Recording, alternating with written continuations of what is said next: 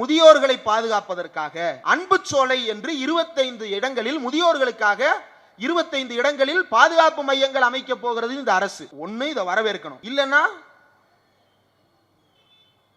போணும். அன்பு சோலை கட்டுகிறேன் என்று சொல்லுகிறார்களே, இவங்க எப்ப ரோடு போட போறாங்க? என்னடா மொட்டத்தலைக்கும் முழங்காலுக்கும் முடிச்சு போடுற வித்த உங்களுக்கு மட்டும் எங்க இருந்துடா தெரியுது? ஒன்னொன்னா சொல்றது. செருப்பு வாங்கி கொடுத்தோம்னா அவனுக்கு நகை வெட்டி விட்டியா, நகை வெட்டி விட்டா கால் கழுவி விட்டியா, கால் கழுவி விட்டா டவுசர் போட்டு விட்டியா, டவுசர் போட்டா ஜட்டி போட்டு விட்டியா, ஜட்டி போட்டா என்ன படுத்து? இப்படி எந்த அறிவும் இல்லாமல் இன்றைக்கு பனையூரில் இருந்து ஒரு கூட்டம் பட்ஜெட்டை பற்றி பேசுவதற்காக வந்திருக்கிறது. நான் ஒரு பட்ஜெட் சொல்றேன், ரோல்ஸ் ராயஸ் கார் வாங்கின பட்ஜெட்.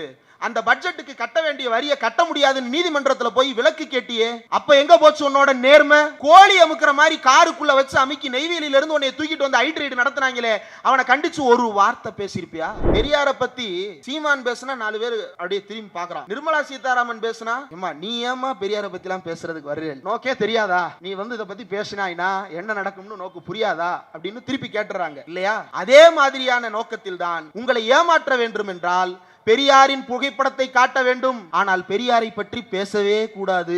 அதற்காக இறக்கிவிடப்பட்ட ஆள்தான் பனையூரில் இருந்து வந்திருக்கின்ற அந்த பால்வாடி பண்ணையார். இந்த நடிகர்கள் நான் அவர்களே இவர்களே எல்லாம் சொல்ல மாட்டேங்கன்னா, ஏண்டா உன் சொந்த கட்சியில் இருக்கக்கூடிய மாவட்ட செயலாளர்கள் அவர்களே இவர்களேன்னு சொல்லலாம். யார் அவர்களே இவர்களேன்னு கூப்பிடுவ? சொந்த அப்பாவையும் அவர்களேன்னு கூப்பிடுறது இல்ல. பாவம், அவர் புலம்பின்னு இருக்கிறாரு. அவரை தனியா போய் பேட்டி எடுத்தா அந்த திட்டுவார் போல. இப்ப எங்க இருக்கிறாருன்னே தெரியல, ஒளிச்சு வச்சுட்டானுங்க. வெளியே விட்டா அவர் என்ன பேசுவாருன்னு தெரியாதனால ஒளிச்சு வச்சிருக்காங்களா என்னன்னு தெரியல. டாஸ்மாக்ல ரெய்டு செய்தி கேள்விப்பட்டீங்களா? எடப்பாடி பழனிசாமி, அண்ணாமலை, எதிர்கட்சிக்காரர்கள் அத்தனை பேரும் ஐயோ டாஸ்மாக்ல ரெய்டுன்னு கதறாங்க. ஐடி ரெய்டு விட்டு நிதி வாங்கணும்னா ஏற்கனவே கண்டுபிடிச்சு தோலை உரிச்சு மெஜாரிட்டி இல்லாம மைனாரிட்டி பாஜக அரசுன்னு பேர் வச்சிட்டான். மறுபடியும் அதே பாணியில் ரெய்டு நடத்த முடியாது என்கின்ற காரணத்தால் இப்போது டாஸ்மாகை ரெய்டு செய்து இப்படியாக பணம் வேண்டும் என்று கேட்டுக் கொண்டிருக்கிறீர்களா அப்படின்ற கேள்வியை நீங்க கேட்பீங்கல்ல. என்னடா நீ போய் ரெய்டு நடத்துற, அடுத்த மாசமே அக்கவுண்ட்ல பணத்தை போடுறான்னா என்னமோ இடிக்குதேன்னு நீங்க கேட்பீங்களா மாட்டீங்களா? இது ஒரு பிழைப்பா? இதற்கு பேர் அமலாக்கத்துறையா? இதற்கு பேர் வருமான வரித்துறையா? ஆர்கே நகர் கிழக்கு பகுதி சார்பாக 40வது ஆ வட்ட கழகத்தின் சார்பில் நடத்தப்படுகின்ற முதலமைச்சரின் இந்த பிறந்தநாள் விழா கூட்டத்திற்கு பொதுவாக கூட்டத்திற்கு அழைக்கிறார்கள் அப்படின்னா மாவட்டத்தினுடைய துணை அமைப்பாளர்கள் அல்லது பகுதி செயலாளர்கள் அல்லது கிளைக்கழக செயலாளர்கள் யாராவது ஒருத்தர் தொடர்பு கொண்டு அண்ணன் பேசினாரு, உங்களை கூப்பிட சொல்லி இருக்கிறாங்க, வந்துருங்க அப்படின்னு சொல்லி பேசுவாங்க. ஆனால் மாவட்ட செயலாளர் திரு ஆர் டி சேகர் எம்எல்ஏ அவர்களே நேரடியாக தொடர்பு கொண்டு நீங்கள் வந்து விடுங்கள்னு சொல்லிட்டு யார்ட்டையாவது பிஏட்டை கொடுத்துட்டாங்கன்னா கூட பரவாயில்ல, என்னென்ன டேட் அப்படின்னு பேசிடலாம். அவரே கையோட தேதியை வாசிச்சு இதுல எந்த தேதின்னு நீங்க சொல்லுங்கன்னு கையோட கேட்டு தேதியை குறித்து கொண்டு மறுநாள் பார்த்தால் முரசொலியில் அந்த அறிவிப்பு வந்து விட்டது. மிக சிறப்பான ஒரு கூட்டத்தை தலைமையேற்று நடத்தி கொண்டிருக்கின்ற 40வது ஆ வட்டக்கழக செயலாளர் மா நாகராஜன் அவர்களே, முன்னிலை வைக்க இருந்த ஆனால் சட்டப்பேரவை உறுப்பினர்கள் நம்ம இந்த பொதுக்கூட்டத்தில் 2 எம்எல்ஏக்களுமே வர முடியாததற்கான முக்கியமான காரணம் என்ன அப்படின்னா, 2 பேரும் வீட்டுக்கு போகல, வெளியே எங்கேயும் போகல, சுற்றுப்பயணம் போகல. எம்எல்ஏக்கள் கூட்டம் கிட்டத்தட்ட 9 மணி வரைக்கும் சட்டப்பேரவை உறுப்பினர்களுடைய கூட்டம் நடைபெற்றுக் கொண்டிருந்தது. இன்றைக்கு பட்ஜெட் கூட்டத்தொடர் முடிந்ததற்கு பிறகு அடுத்து என்னென்னவெல்லாம் இந்த சட்டமன்ற பேரவையில் நடைபெற போகிறது என்பதை பற்றி எம்எல்ஏக்களினுடைய ஆய்வு கூட்டம் நடைபெற்றது. அந்த கூட்டத்தில் இருக்கின்ற காரணத்தால் அவர்களால் இன்றைக்கு வர முடியவில்லை.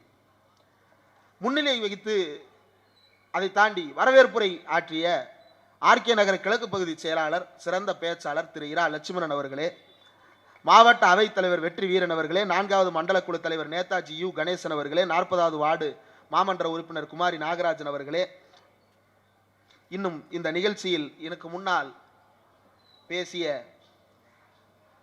அவர் வந்தவுடனே சொன்னார், எம்பி வந்தவுடனே கேட்டார், ஒரு டிபேட்டில் என்ன நடந்தது அப்படின்னா, நான் பேசிக் கொண்டிருக்கும் பொழுது ஒரு அரசியல் விமர்சகர் வலதுசாரி ஆதரவாளர் அவர் என்ன சொன்னார் அப்படின்னா, இஸ்லாமியர்கள் 1947க்கு பிறகு இந்த நாட்டில் இருப்பதற்கு அனுமதித்தோம் அப்படின்னு சொன்னார். அனுமதித்தாயா? நெறியாளர், நான், சிபிஎம் தோழர் காமராஜ் அவர்கள் அத்தனை பேரும் கொந்தளிக்குது. இருக்க அனுமதிக்கிறாயா? இந்த நாட்டினுடைய குடிமக்களாக இருப்பதற்கு இஸ்லாமியர்களை அனுமதிக்கிறாயா? அது எப்படி? நீ யார் அனுமதிக்க? என்று கோபப்பட்டோம். கடுமையாக விவாதம் செய்தோம். அவர் எழுந்து வெளியேறும் வரைக்கும் அவருக்கு நாங்கள் பேசுவதாக இல்லை என்று சொன்னதற்கு பிறகு இரண்டாம் சுற்று அவர் பேசாமல் அமைதியாக இருந்ததற்கு பிறகுதான் விவாதம் தொடர்ந்தது. அதை பார்த்துவிட்டு நாடாளுமன்ற உறுப்பினர் அவர்கள் கேட்டார், எப்படி இந்த மாதிரி சிச்சுவேஷன்லாம் சமாளிக்கிறீங்கன்னு. நாங்களாவது நம்பர் 2 நம்பர் 3 ஹேண்டில் பண்ணிட்டு இருக்கிறோம், அவர் அங்க போய் நம்பர் 1 ஹேண்டில் பண்ணிட்டு வந்துட்டு இருக்கிறார். எந்த அளவுக்கு என்றால், எனக்கு முன்னால் பேசிய தோழர் நாகமே அவர்கள் சொன்னார்கள் இல்லையா, 40 நாடாளுமன்ற உறுப்பினர்களை வைத்து என்ன செய்ய முடியும் என்று கேட்டார்களே. 40 நாடாளுமன்ற உறுப்பினர்கள் நினைத்தால் 240 உறுப்பினர்களை வைத்திருக்கக்கூடிய ஒரு கட்சியை ஒரு முறை அல்ல 100 முறை மன்னிப்பு கேட்க வைக்கிறேன் என்று சொல்ல வைக்க முடியும். அப்படி சொல்ல வைத்து காட்டியிருக்கிறார்கள் நம்முடைய நாடாளுமன்ற உறுப்பினர்கள். இந்த மானம் அவர்களை உறுத்துகிறது, இந்த சுயமரியாதை உணர்வு அவர்களை உறுத்துகிறது. தமிழ்நாட்டை பற்றி, தமிழரை பற்றி, தந்தை பெரியாரை பற்றி, தமிழ்நாட்டு எம்பிக்களை பற்றி ஒரு அவதூறான வார்த்தையை ஒருத்தர் பயன்படுத்துகிறார் என்றால் அதற்கு எதிராக 40 எம்பிக்களும் கர்ஜித்ததற்கு பிறகு அரண்டு போனாரே அந்த ஒன்றிய அமைச்சர். இதே நிலைமையை அப்படியே யோசித்து பாருங்கள். மாற்றி தமிழ்நாட்டு உறுப்பினர்கள் எண்ணிக்கை 30, உத்தரப்பிரதேச உறுப்பினர்கள் எண்ணிக்கை 130. கற்பனை கூட செய்து பார்க்க முடியாது அந்த சூழல் எப்படி இருக்கும் என்று. எப்படி இருக்கும் என்றால், உத்தரப்பிரதேச சட்டப்பேரவையில் போன மாசம் நிகழ்ச்சி நடைபெற்றது. பச்சை கலர்ல கம்பளம் விரிச்சிருக்கிறாங்க உள்ள போறதுக்கு. சபாநாயகர் தினமும் போயிட்டு வர்றவர் பச்சை கலர்ல பார்த்தவர், என்ன இன்னைக்கு சிவப்பா இருக்குன்னா ஒருத்தர் துப்பிட்டு போயிட்டாப்புல பான் பராக்க போட்டு. நாடு முழுக்க சோசலிசம் பரவி சிவப்பாக வேண்டும் என்பதற்காக நாம் எல்லாம் சிவப்பை கொடியில் வைத்திருக்கிறோம் என்பது வேற. அவன் எப்படி சிவப்பாக்குறான் பாருங்க நாடாளுமன்றத்தை. நாக்கு சிவக்க வெத்தலை போட்டு விரித்திருக்கும் பாய் சிவக்க துப்பிட்டு போறான். இப்படி துப்புகின்ற மன்றமாக நாடாளுமன்றத்தை மாற்றுவதற்கு திட்டம் போடுகிறார்கள் என்பதை நாம் மறந்துவிடக் கூடாது. நம்முடைய 40 பேர் இல்லாவிட்டால் இந்த நாட்டில் மானமுள்ள ஒருவருக்காக குரல் கொடுக்கின்ற எம்பி ஒருவரும் நாடாளுமன்றத்தில் இருக்க மாட்டார்கள். மறந்து விடாதீர்கள். உத்தரப்பிரதேசத்தில் சில நாட்களுக்கு முன்பாக ஒரு அறிவிப்பு நடைபெற்றது. இன்றைக்கு என்ன வெள்ளிக்கிழமை, வெள்ளிக்கிழமை இஸ்லாமியர்களுக்கு வெள்ளிக்கிழமை என்பது எவ்வளவு முக்கியமான நாள் என்பது எல்லோருக்கும் தெரிந்தது. நிச்சயம் அந்த நாளில் அவர்கள் தொழுகைக்கு செல்லுவார்கள். ஆனால் இதே வெள்ளிக்கிழமையில் இன்னொரு விஷயமும் நடந்தது. என்ன? இன்னைக்கு என்ன பண்டிகை? ஹோலி பண்டிகை. ஹோலி பண்டிகையை கொண்டாடுகிறேன் என்கின்ற பெயரில் நம்ம ஊர்ல எலெக்ஷன் நடக்கும்போது சிலையெல்லாம் பூட்டுவாங்க தெரியுமா? சிலையெல்லாம் தார்பாய் போட்டு மூடுவாங்க தெரியுமா? கட்டி வைப்பாங்க தெரியுமா? ஏற்கனவே பிணமான உருவங்களைத்தான் சிலையாக வைத்திருக்கிறோம், அதை மீண்டும் பிணமாவே நிறுத்துறான். அதே போல உத்தரப்பிரதேசத்துல ஒரு மொத்த மசூதிக்கும் தார்பாய் போட்டு மூடி இருக்கான். மொத்த மசூதிக்கும். எப்பா ரம்ஜான் மாதம்ப்பா, நாங்க காலையில நோன்பு வச்சுட்டு சாயங்காலம் நோன்பு திறப்போம்ப்பா, நாங்க உள்ள போய் என்ன செய்யணும், தொழுகை நடத்தணும்ப்பா அப்படின்னு கேட்டபோது, ஏன் நீ எல்லாம் கோயிலுக்கு மசூதிக்கு போய் தான் தொழுகை நடத்துவியா, வீட்டுக்குள்ள உன்னால தொழுக முடியாதா, வீட்டுக்குள்ளேயே தொழுன்னு உத்தரப்பிரதேச முதலமைச்சர் யோகி ஆதித்யநாத் வெளிப்படையாக பிரஸ் மீட் கொடுக்கிறார். இங்கே இஸ்லாமிய சகோதரிகள் வந்திருக்கிறார்கள், காலையில் நோன்பு வைத்து சாயங்காலம் 6 மணிக்கு நோன்பு திறந்துட்டு மறுபடியும் இங்க வந்து உட்கார்றாங்க. என்னதான் நலத்திட்ட உதவி தருகின்ற முகாமாக இருந்தாலும் கூட காலையில் நோன்பு வைத்து சாயங்காலம் நோன்பு திறந்து உடல் நோவு பார்க்காம இங்க வந்து உட்காருவதற்கு ஒரு உணர்வு வேண்டும் இல்லையா? அந்த உணர்வு தான் சுயமரியாதை உணர்வு, அந்த உணர்வு தான் மனித நேய உணர்வு, அந்த உணர்வு தான் நாம் அனைவரும் சமம் என்கின்ற உணர்வு, அந்த உணர்வு தான் நாம் எல்லோரும் தமிழர்கள் என்கின்ற உணர்வு. இந்த உணர்வில் ஏதோ ஒன்று இருந்திருந்தாலாவது அங்கே மசூதியை பூட்டி இருப்பாங்களா? ஏன்னா வெளியே எல்லா பேரும் ஹோலி பண்டிகை விளாடணுமா, நாளை பின்ன எல்லாரும் வந்து கம்ப்ளைண்ட் பண்ணக்கூடாதான். அந்த வீடியோக்கள்லாம் பார்த்திருப்பீங்க, எவ்வளவு அலங்கோலமாக வடக்கில் ஹோலி பண்டிகை கொண்டாடப்படுகிறது என்று. பெண்களுக்கு அவ்வளவு அவமரியாதை செய்யப்படுகிறது. பொடியை பூசுகிறேன் என்கின்ற பெயரில் பெண்களை பாலியல் ரீதியாக துன்புறுத்தி கொண்டிருக்கிறார்கள். அந்த பண்டிகையை கொண்டாடுவதற்காக புனித ரமலான் மாதத்தையே வீட்டுக்குள் கொண்டாடு என்று சொல்லுகிறார் ஒரு முதலமைச்சர். இப்படிப்பட்ட மாநிலமாக தமிழ்நாட்டையும் மாற்ற வேண்டும் என்று நினைத்துக் கொண்டிருக்கிறார்கள். அதற்கு என்ன செய்ய வேண்டும்? பிள்ளைகளை முதலில் படிக்காமல் நிறுத்த வேண்டும். அப்படி படிக்காமல் நிறுத்துவதற்கு பள்ளிக்கூடம் போகாதே என்று சொன்னால் கேட்பார்களா? மாட்டார்கள். 3வது மொழி படி அப்படின்னு சொல்லுவாங்க. எதற்காக 3வது மொழி? தெலுங்கு படின்றாங்க, கன்னடம் படின்றாங்க. எதுக்கு? ஐ எம் ப்ரௌடு கன்னடிகான்னு இந்த ஆட்டுக்குட்டியை போல போய் கதறுவதற்காகவா? நானும் கன்னடம் கற்றுக்கொள்ள வேண்டும். கற்றுக்கொள்ள முடியாமல் மக்கள் திணறும் பொழுது பள்ளிக்கூடத்தை விட்டு ஓட்டம் எடுப்பார்கள், படிப்பில் நாட்டம் இல்லாமல். அப்படி ஓடுகிறவருக்காகவே செய்யப்பட்ட திட்டம் தான் விஸ்வகர்மா என்ற ஒரு திட்டம். இப்படி மாணவர்களை எல்லாம் பள்ளிக்கூடத்திலிருந்து வெளியேற்றி ஏதோ ஒரு தொழிலை செய்வதற்காக, குலத்தொழிலை செய்வதற்காக வெளியேற்றுகின்ற வேலையை இந்த ஒன்றிய அரசு செய்கிறது. அதற்கு பெயர் தான் தேசிய கல்விக் கொள்கை. இந்த தேசிய கல்விக் கொள்கையை வைத்துக் கொண்டு நமக்கு நிதி கொடுக்க மாட்டேன் என்று மறுத்து கொண்டே இருந்தார்கள். கேட்டு பார்த்தோம், கொடுப்பதாக தெரியவில்லை. நீ என்னடா கொடுப்பதற்கு? இந்த மாநிலம் தன்னிறை உள்ள மாநிலமாக வாழ்ந்து கொண்டிருக்கிறது, சுயமரியாதையோடு வாழ்ந்து கொண்டிருக்கிறது. அந்த 2000 கோடியை தமிழ்நாடே பட்ஜெட்டில் ஒதுக்கும் என்று இன்றைக்கு அறிவித்திருக்கிறார் நம்முடைய முதலமைச்சர், நம்முடைய நிதியமைச்சர். இதே போல உத்தரப்பிரதேசத்தால் உன் நிதி வேண்டாம், நானே நிதி ஒதுக்கிக் கொள்ளுகிறேன் என்று சொல்ல முடியுமா? முடியாது. ஏன்? தனிநபர் வருமானம் அப்படின்னு ஒரு கணக்கு இருக்கு, பெர் கேபிட்டா இன்கம் அப்படின்னு சொல்றாங்க. நேற்றைக்கு நம்முடைய பேராசிரியர் ஜெயரஞ்சன் அவர்கள் ஒரு அறிக்கை வெளியிட்டார், எக்கனாமிக் சர்வே ஆஃப் தமிழ்நாடு. எப்போதும் எக்கனாமிக் சர்வே ஆஃப் இந்தியா தான் வரும், அதற்கு போட்டியாக economic survey of Tamil Nadu, Tamil Nadu வரலாற்றிலேயே முதல் முறையாக நேற்று வெளியிடப்பட்டது. அதில் ஒரு முக்கியமான புள்ளி விவரம் குறிப்பிடப்பட்டிருக்கிறது. என்ன? தமிழ்நாட்டில் மாவட்ட வாரியா எப்படி ஒரு மாநிலத்திற்குன்னு தனிநபர் வருமானத்தை நம்ம கணக்கு பண்ணுவோமோ, மாவட்ட வாரியா கணக்கு பண்ணுவோம் தனிநபர் வருமானம் எவ்வளவுன்னு. தமிழ்நாட்டில் அதிகபட்ச வருமானம் எவ்வளவு? 2,77,000 சொச்சம் ரூபாய் அதிகபட்ச தனிநபர் வருமானம். இதிலேயே குறைந்த மாவட்டம் எது அப்படின்னா திருவாரூர் மாவட்டத்தில் தான் தனிநபர் வருமானம் மிக மிக குறைவு. எவ்வளவு தெரியுமா? அதற்கு முன்னால் உத்தரப்பிரதேசத்தினுடைய தனிநபர் வருமானம் எவ்வளவுன்னு எடுத்து பார்ப்போம். 84,126 ரூபாய் உத்தரப்பிரதேசத்தில் தனிநபர் வருமானம். திருவாரூர்ல எவ்வளவு இருக்குன்னு நினைக்கிறீங்க? அதுதான் இருக்கிறதுலே கம்மி. திருவாரூர் தான் இருக்கிறதுலே கம்மி. எவ்வளவு இருக்குன்னு நினைக்கிறீங்க? 1,48,156 ரூபாய். தமிழ்நாட்டில் இருப்பதிலேயே குறைந்த தனிநபர் வருமானம் கொண்ட ஒரு மாவட்டம் கூட உத்தரப்பிரதேசத்தை விட 2 மடங்கு அதிகம் சம்பாதிக்கிறது. இந்த மாநிலத்திற்கு உன்னுடைய கல்விக் கொள்கை எதற்கு தேவை? உத்தரப்பிரதேசத்துக்காரர்கள் பூரா கடைசியில் எங்க இருக்கிறாங்க? இதே திருவாரூர்ல களை எடுக்க வர்றாங்க. இப்ப போய் கேளுங்க திருவாரூர்காரங்க கிட்ட, களை எடுக்கிறதுக்கு யார் வர்றான்னு. அப்போ தமிழ்நாடு உத்தரப்பிரதேசத்தை பார்த்து பாடம் படிக்க வேண்டுமா? உத்தரப்பிரதேசம் திருவாரூரை பார்த்து பாடம் படிக்க வேண்டுமா? திருவாரூரை பார்த்து நிறைய படிக்க வேண்டி இருக்கிறது. தமிழ்நாடு படித்தது, அதனால் கலைஞர் வழியில் நடக்கிறது. அந்த திருவாரூரை பார்த்து நீயும் படிக்க கற்றுக்கொண்டால் எல்லோருக்கும் எல்லாம் என்று உன்னாலும் பார்க்க முடியும். இன்னும் பல்வேறு விஷயங்கள் இந்த பட்ஜெட்டில் இன்றைக்கு பேசப்பட்டிருக்கிறது. ஆனால் மிக மிக முக்கியமான இன்னொரு விஷயம் நடந்துகிட்டு இருக்கு நாட்டில். அதை பத்தி பேசாம கடந்து போயிட முடியாது. 2 முக்கியமான விஷயங்கள். ஒன்று, டாஸ்மாக்ல ரெய்டு. செய்தி கேள்விப்பட்டீங்களா? டாஸ்மாக்ல ரெய்டு. எடப்பாடி பழனிசாமி, அண்ணாமலை, எதிர்கட்சிக்காரர்கள் அத்தனை பேரும் ஐயோ டாஸ்மாக்ல ரெய்டு, டாஸ்மாக்ல ரெய்டுன்னு கதறாங்க. சரி, டாஸ்மாக் ரெய்டு நடத்தியதுக்கு பிறகு இந்த இடி அப்படின்ற அமலாக்கத்துறை, இந்த அமலாக்கத்துறை பத்தி ட்விட்டர்ல வந்து ஏஐன்னு ஒன்று இருக்கு. இந்த ஏஐட்ட கேட்டேன், இந்த அமலாக்கத்துறைக்கு ஏதாவது ஒரு நல்ல பேர் சொல்லுன்னு.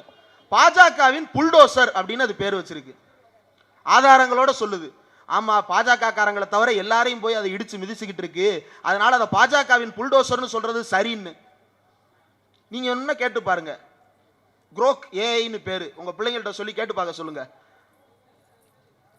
இந்த அமலாக்கத்துறை டாஸ்மாக் நிறுவனத்தில் ரெய்டு முடித்ததற்கு பிறகு ஆதாரம்லாம் அவனுக்கு தேவையே இல்லை. எவ்வளவு எடுத்தாங்க, எவ்வளவு வச்சாங்க, எதுவுமே தேவையில்லை. அவனா ஒன்று கருதுவான். என்ன கருதுவான்? இங்கே இன்னும் நடந்திருக்கலாம் அப்படின்னு ஒரு கற்பனை. அந்த கற்பனையில் அவர்களே ஒரு நம்பரை சொல்றாங்க, 1000 கோடி 100 கோடின்னு ஏதோ ஒரு நம்பரை சொல்றாங்க. அதுல நிறுவனங்களின் பெயர்கள் போடப்பட்டிருக்கிறது. இன்றைக்கு செந்தில் பாலாஜி அவர்கள் மறுப்பு தெரிவித்து விட்டார், முறைகேடு நடக்கவில்லை என்று ஆதாரபூர்வமாக மறுப்பு அறிக்கையை வெளியிட்டிருக்கிறார். அதுல அவன் சொல்றான், வரிசையா சொல்றான். என்னென்ன கம்பெனி பேரெல்லாம் சொல்றான் அப்படின்னா 4-5 கம்பெனி பல பேருக்கு தெரிந்திருக்கும். S&J டிஸ்டிலரிஸ், கால்ஸ் டிஸ்டிலரிஸ், இதெல்லாம் நம்ம கேள்விப்பட்ட பெயர்கள். இல்லைன்னா போய் கேட்டோம்னா தெரியும், டாஸ்மாக்ல ரொம்ப பிரபலமான நிறுவனங்கள். இந்த நிறுவனங்களின் பெயர்கள் எல்லாம் வரிசையாக குறிப்பிடப்பட்டிருக்கு. S&J டிஸ்டிலரிஸ், கால்ஸ் டிஸ்டிலரிஸ், இவர்கள் எல்லாம் முறைகேடு செய்திருக்கிறார்கள் அப்படின்னு தெரிவிக்கப்பட்டிருக்கிறது. ஆதாரம் எதுவும் நிரூபிக்கப்படவில்லை, தெரிவிக்கப்பட்டிருக்கிறது. சரி, கொஞ்சம் பின்னோக்கி போய் பார்ப்போம். நாடாளுமன்ற தேர்தல் நடந்தது இல்லையா?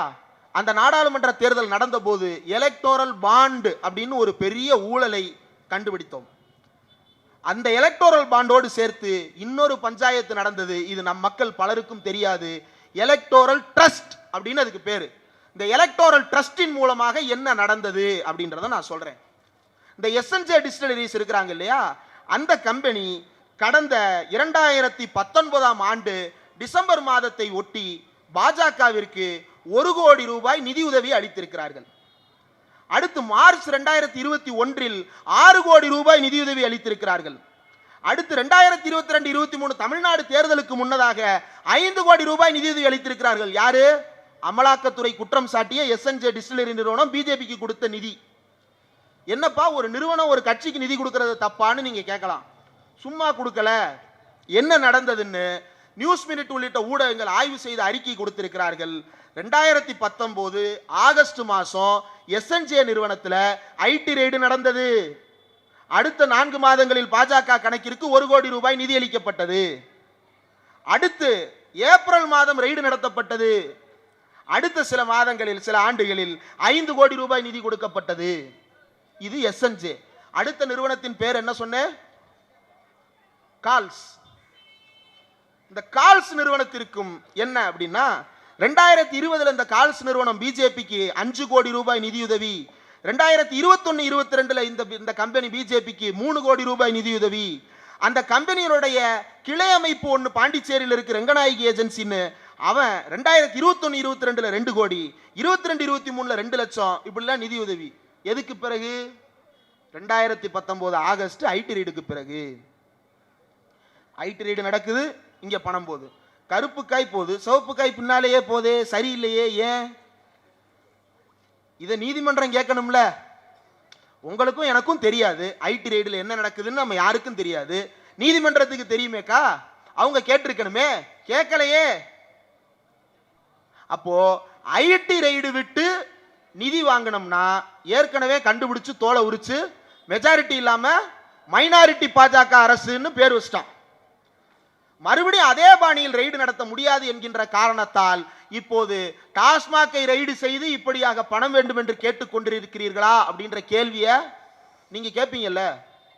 என்னடா நீ போய் ரெய்டு நடத்துற, அடுத்த மாசமே அக்கௌண்ட்ல பணத்தை போடுறான்னா என்னமோ இடிக்குதேன்னு நீங்க கேட்பீங்களா மாட்டீங்களா?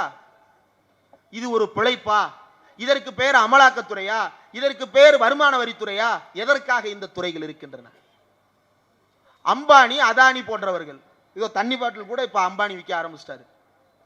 இந்த அதானின்ற நபர் வருஷத்துக்கு இந்த அதானியால இந்திய அரசாங்கத்திற்கு 1 லட்சம் கோடி ரூபாய் இழப்பு ஏற்படுகிறது. வாங்கிய கடனை திருப்பி கட்டவில்லை. அமெரிக்காவில் போய் ஊழல் செய்திருக்கிறான் என்று அமெரிக்க நீதிமன்றம் ஒன்று விசாரணைக்கு ஆணையிட்டது. மோடி ஆட்சிக்கு வந்ததற்கு பிறகு அமெரிக்க நீதிமன்றம் உத்தரவிட்ட ஆணை காணாமல் போய்விட்டது.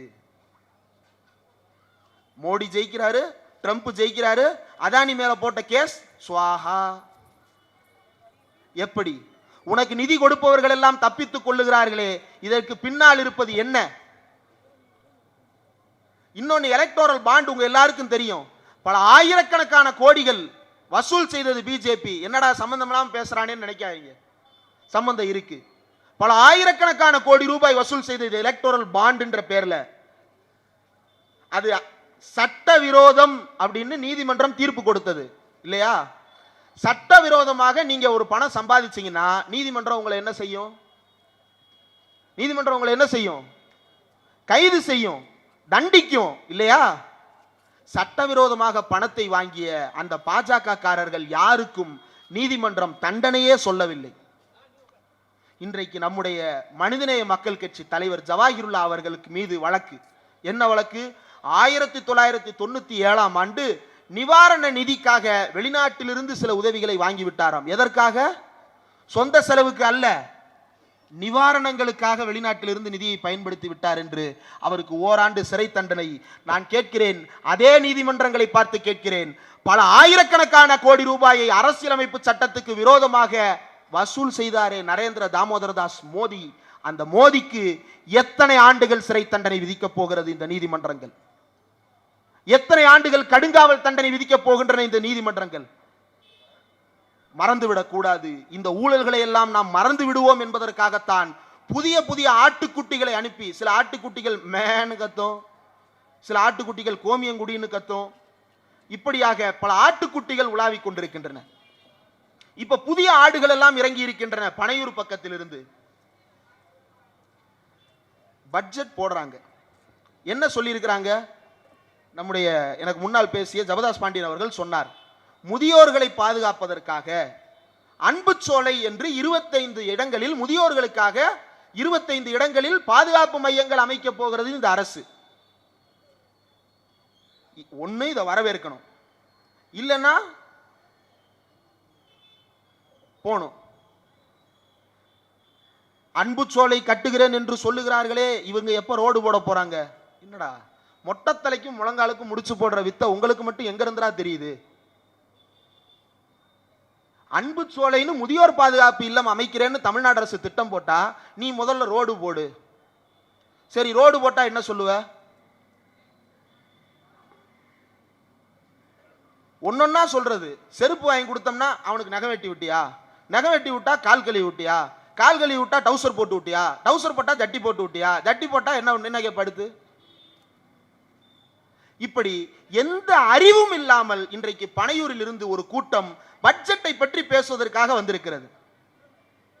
நான் ஒரு பட்ஜெட் சொல்றேன், ரோல்ஸ் ராயஸ் கார் வாங்கின பட்ஜெட், அந்த பட்ஜெட்டுக்கு கட்ட வேண்டிய வரியை கட்ட முடியாதுன்னு நீதிமன்றத்தில் போய் விலக்கு கேட்டியே, அப்ப எங்க போச்சு உன்னோட நேர்மை?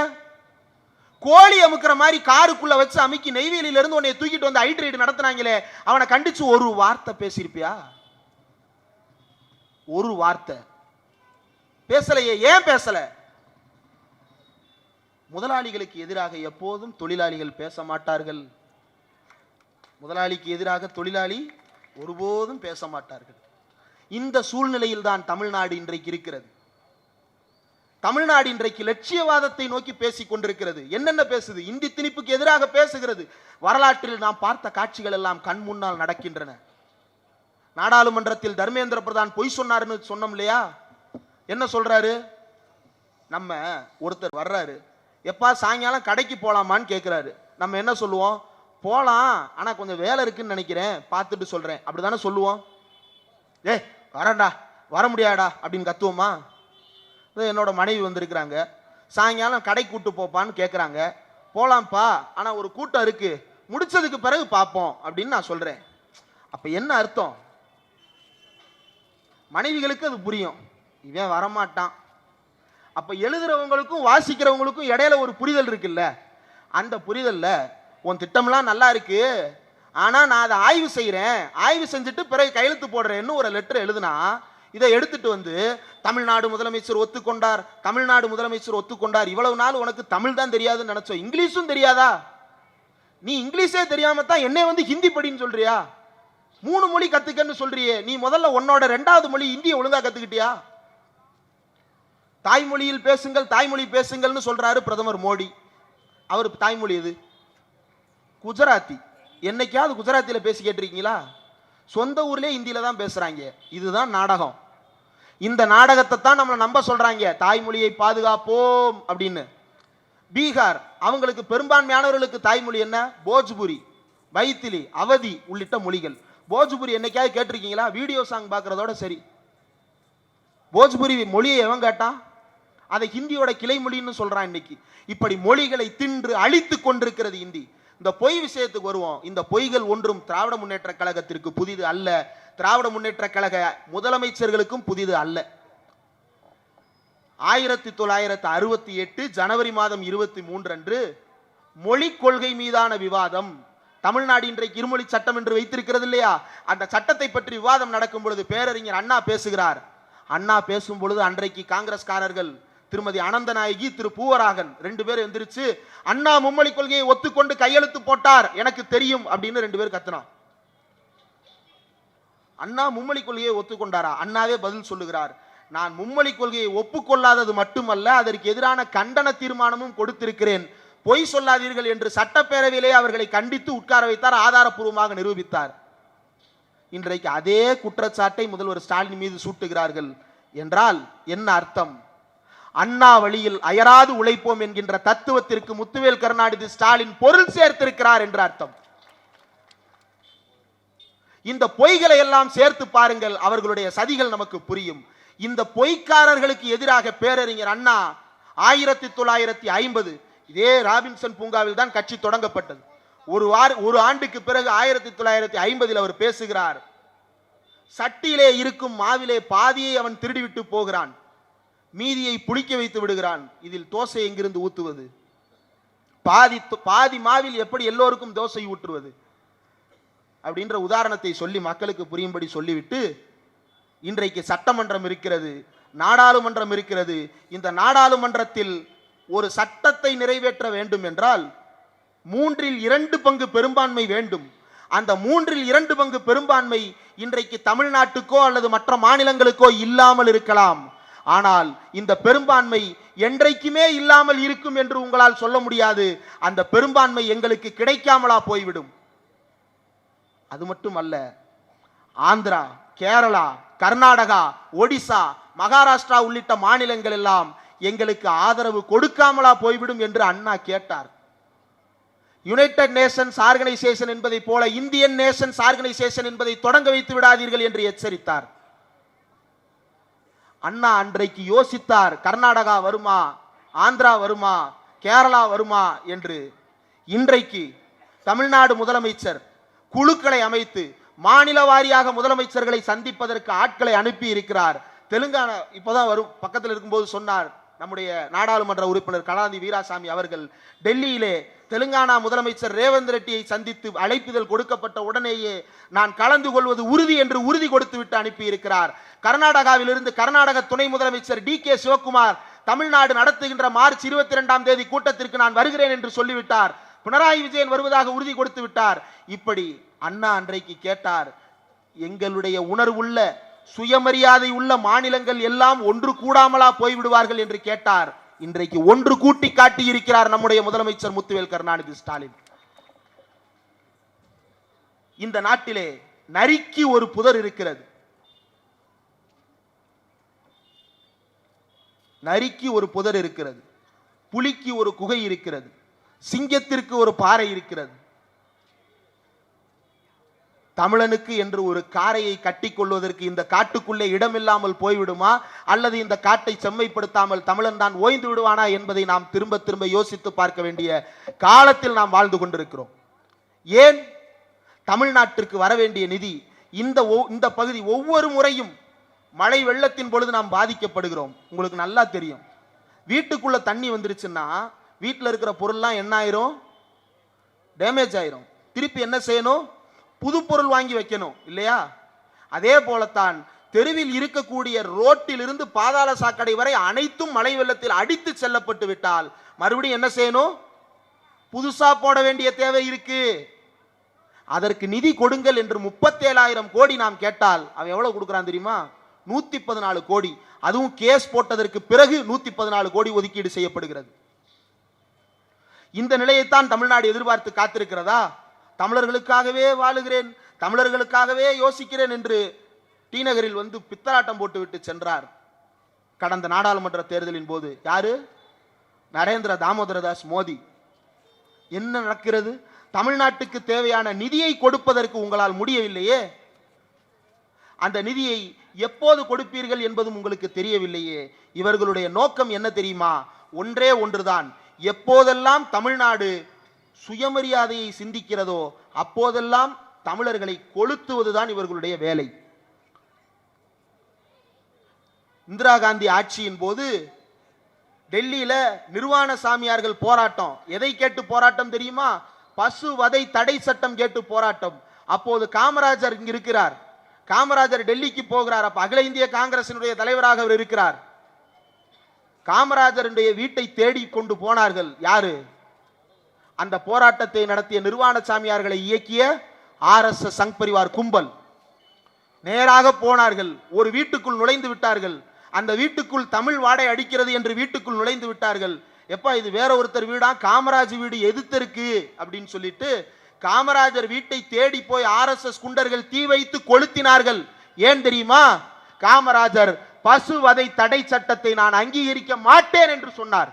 அப்படி சொன்னது மட்டுமல்ல, திராணி இருந்தால் அந்த நிர்வாண சாமியார்களை தமிழ்நாட்டில் தந்தை பெரியாருக்கு முன்னால் வந்து போராட சொல்லுங்கள் என்று பத்திரிகையாளர்களுக்கு பேட்டி கொடுத்தார்.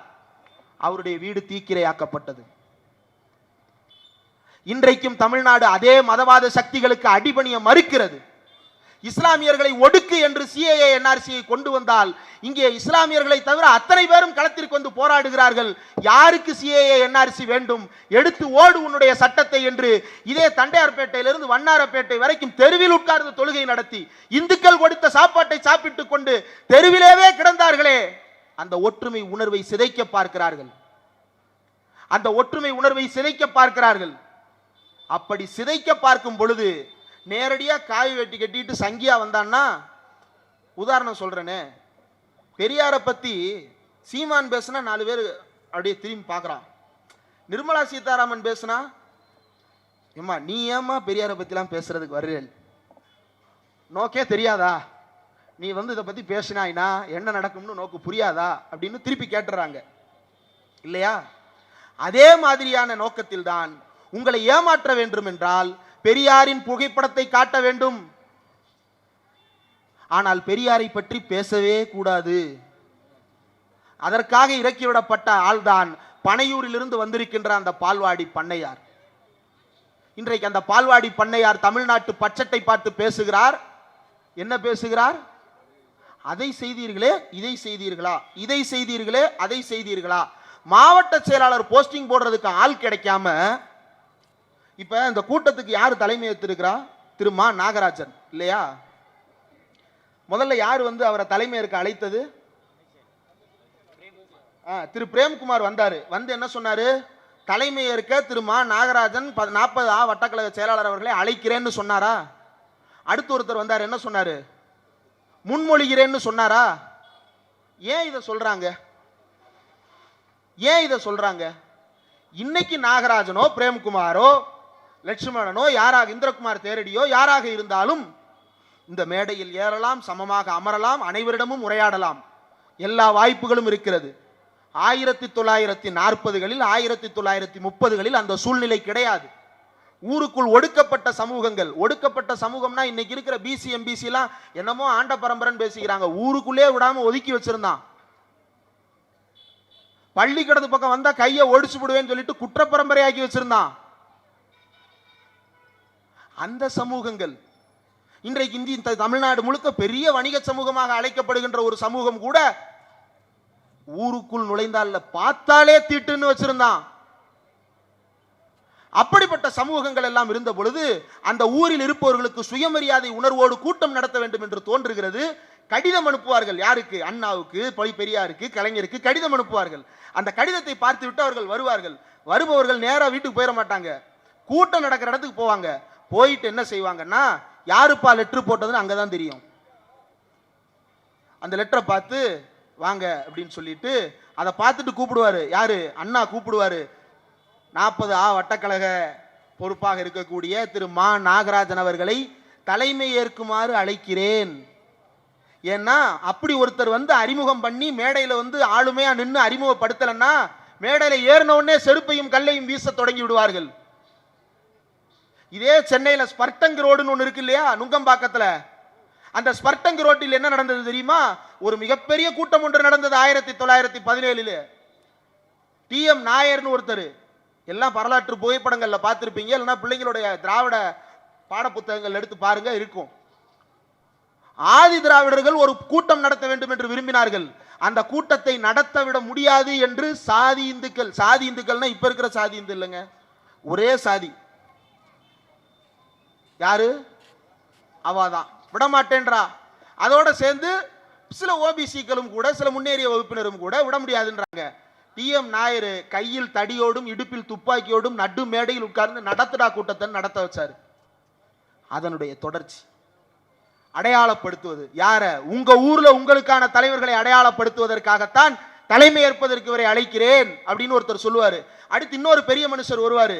அந்த பெரிய மனுஷர் என்ன சொல்லுவாரு? அதை நான் வழிமொழிகிறேன்னு சொல்லுவாரு. இந்த தலைமை ஏற்பதற்கு பின்னால் இவ்வளவு பெரிய கதை இருக்கிறது. இந்த தலைமை ஏற்பதற்கு பின்னால் இவ்வளவு பெரிய வழி நிறைந்த வரலாறு இருக்கிறது. இன்றைக்கு இவை மேடை அலங்காரங்களாக மாறி இருக்கலாம், ஆனால் இதற்கு பின்னால் பெரிய வரலாறு இருக்கிறது. இந்த வரலாற்றை பற்றியெல்லாம் நாம் எதையுமே பேசக்கூடாது, இந்த வரலாற்றை பற்றியெல்லாம் நாம் தெரிந்து கொள்ளவே கூடாது என்பதற்காகத்தான் இந்த நடிகர்கள் நான் அவர்களே இவர்களேன்னுலாம் சொல்ல மாட்டேங்கன்னா, ஏன்டா உன் சொந்த கட்சியில் இருக்கக்கூடிய மாவட்ட செயலாளர்கள் அவர்களே இவர்களேன்னு சொல்லலாம், எதை யார் அவர்களே இவர்களேன்னு கூப்பிடுவ? சொந்த அப்பாவையும் அவர்களேன்னு கூப்பிடுறது இல்லை. பாவம், அவர் புலம்பின்னு இருக்கிறாரு. அவரை தனியாக போய் பேட்டி எடுத்தா அந்த திட்டுவார் போல. இப்போ எங்கே இருக்கிறாருன்னே தெரியல, ஒளிச்சு வச்சுட்டானுங்க. வெளியே விட்டா அவர் என்ன பேசுவாருன்னு தெரியாதனால ஒளிச்சு வச்சிருக்காங்களா என்னன்னு தெரியல. அவர் அரசியலுக்கு வந்ததுக்கப்புறம் எஸ்எஸ்சி வெளியே பார்த்தீங்களா? எவ்வளோ பெரிய புரட்சிகர இயக்குனர் எஸ்எஸ்சி. விஜயகாந்த் படம், பாக்கியராஜ் படம் பார்த்துருக்கோம்ல. ஏன் ஆளை காணோம்? அவங்க அம்மா அவங்க பாட்டுக்கு யூடியூப் சேனலில் பாட்டு பாடிக்கிட்டு இருந்தாங்க. அரசியலுக்கு வந்ததுக்கப்புறம் ஆளை காணுமே. ஏன்? பயமா? உண்மையை வெளியே சொல்லிடுவாங்கன்னு பயமா? இப்படி கூட்டிட்டு வந்து மாவட்ட செயலாளர்களானவர்களும் பகுதி செயலாளர்களானவர்களுக்கு பின்னாலும் இவ்வளவு பெரிய வரலாறு இருக்கிறது. எங்கிருந்து இந்த வரலாறு வருது? வழியிலிருந்து வருகிறது, உணர்விலிருந்து வருகிறது. உணர்வோடு கட்சிக்கு மாவட்ட செயலாளர் பொறுப்புக்கு வருவதற்கு ஆள் இல்லாமல், நல்லா கேட்டுங்க, ஆள் இல்லாம ஒரு ஓட்டுநரின் மகனையோ ஒரு சமையல்காரரின் மகனையோ ஒரு பொறுப்புக்கு போடுவது பிரச்சனை இல்லை. உனக்கு வேற ஆள் இல்லாம இவங்கெல்லாம் வெளியே போயிட்டா BINAMI பி நா மீ ஆள் இருக்காதுன்றதுக்காக சொந்த டிரைவர் மகனையே மாவட்ட செயலாளர். ஓகே, சொந்த டிரைவர் மகனே மாவட்ட செயலாளர். இப்படி மாவட்ட செயலாளர் பதவிக்கு விலை பேசுகிறார்கள். ஒருத்தர் பேட்டி கொடுக்கிறாரு. இதெல்லாம் கழுகாறு பறந்து வந்தோ ராங்கால் போட்டோ சொல்லப்படுகின்ற செய்திகள் அல்ல. ஓப்பனா பேட்டி கொடுக்குறான். நகர செயலாளர் பதவிக்கு 15 லட்சம் ரூபாய் பேரம் பேசுறாங்களாம். இப்பதான் கட்சியே தொடங்குறான். நகர செயலாளருக்கு 15 லட்சம் ரூபாய் பேரம் பேசுற ஒருத்தன் மாவட்ட செயலாளருக்கு எவ்வளவு பேசுவான்? மாநில அளவிலான பொறுப்பாளர்களுக்கு எவ்வளவு பேசியிருப்பான்? இப்படி கட்சி நடத்துகிறவர்கள் உங்களுக்காக உழைப்பார்கள் என்று நம்புகிறீர்களா? இதோ இந்த மேடையில் இருப்பவர்கள் அத்தனை பேரும் இந்த தெருவுக்குள்ளும் அடுத்த தெருவுக்குள்ளும் தான் இருக்கிறார்கள். ஏதோ ஒரு பிரச்சனை, கோபம் அல்லது வருத்தம் அல்லது சந்தோஷம் எதுனாலும் உங்க முன்னாடி நிப்பாங்க. இந்த பாத்திரங்கள் இருக்கு, இந்த பாத்திரத்தை வாங்கும் போதெல்லாம் மனசுல வச்சுங்க, 18% GST கட்டி வாங்கப்பட்ட பாத்திரம். இந்த கடையில் டீ குடிக்கும் போதெல்லாம் யோசிங்க, அந்த கிளாஸுக்கு 18% GST, உள்ள ஊத்துற பாலுக்கு 5% GST, அதுல போடுற டீ தூளுக்கு 12% GST, தண்ணி பச்சை தண்ணி ஊத்தினா கேட்போமா? Mineral water 18% GST. இப்படி வருமான வரி கட்டுகிறவர்களை விட வரம்பில்லாமல் வரி கட்டுகிற மக்கள் தான் நாட்டில் அதிகம். அவர்கள் தான் நாம் எல்லோரும். இங்க இருக்கிற யாரும் வருமான வரி கட்டுறவங்க இல்ல, ஆனா நீங்க தான் நாட்டுக்கே அதிகமான வருமானத்தை கொடுத்து கொண்டிருக்கிறீர்கள். அதானி அல்ல, அம்பானி அல்ல, நாம் தான்.